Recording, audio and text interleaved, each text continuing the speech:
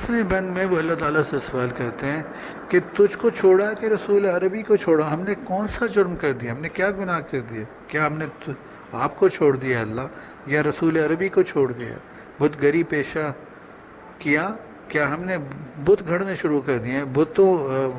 بت گری کرنا شروع کر دیے، یعنی بت گھڑنے شروع کر دیے ہیں؟ بت شکنی کو چھوڑا؟ کیا ہم نے بتوں کو توڑنے کا عمل چھوڑ ڈالا ہے؟ عشق و عشق کی آشفتہ سری کو چھوڑا؟ کیا ہم نے عشق چھوڑ دیا ہے؟ کیا ہم نے آپ سے محبت چھوڑ دی ہے؟ کیا ہم نے آپ سے محبت کی دیوانگی کو چھوڑ دیا؟ آشفتہ سری دیوانگی کو چھوڑ دیا؟ رسم سلمان و اویس کرنی کو چھوڑا؟ رسم سلمان سے مراد یہ کہ حضرت سلیمان الفارسی کی طرف اشارہ ہے۔ حضرت سلیمان فارسی اللہ تعالیٰ کی جستجو میں مجوسیت سے ترک کر کے نصرانی ہوئے، اور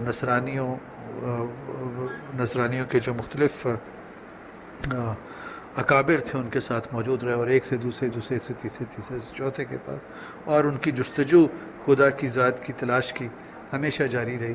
تو وہ رسم سلیمان یہ ہے کہ اللہ تعالیٰ کی جستجو اور اویس کرنی۔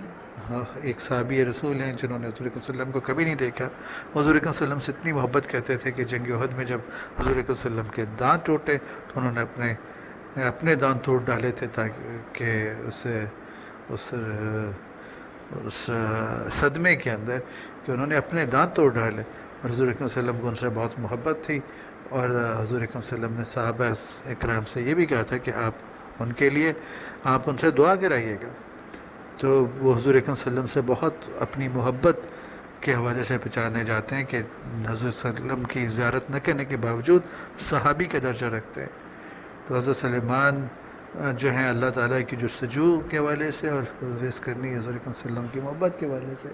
تو یہ دونوں رسمیں جو ہیں ہم نے چھوڑی تو نہیں ہیں، یہ دونوں رسمیں ہم نے ہمیشہ اپنے پاس رکھی ہیں۔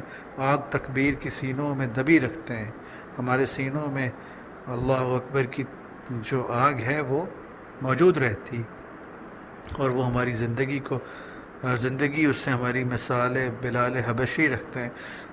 ہماری زندگی بلال حبشی جیسی رہتی ہے کہ وہ اندر ان کے اللہ اکبر کی آوازیں آتی تھیں، احد کی آوازیں آتی تھیں، اور باہر سے انہیں جلایا جاتا تھا، گھسیٹا جاتا تھا۔